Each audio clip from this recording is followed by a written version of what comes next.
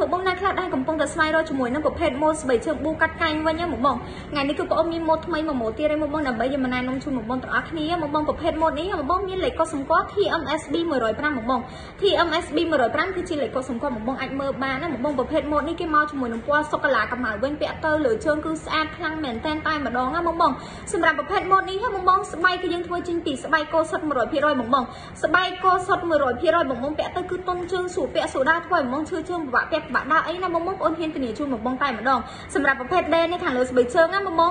បញ្ជាក់គ្នាដេគឺយើងដេដល់ដៃទៅបងដេដល់ដៃដេយ៉ាងព្រឹកទៀនជាងមកគឺប្រណិតជូនបងទាំងអស់គ្នាតែម្ដងជុំបងបាច់ចាំមានកាប់ភ័យបារម្ភអីណាបងអីដែលកាន់តែពិសេសទៀតណាបងគឺយើងមានជាការដាំម៉ាក់ Brand ដែលជា logo ខាងហាងតនៅខាងលើស្ទាប់បែកជើងដូចគ្នា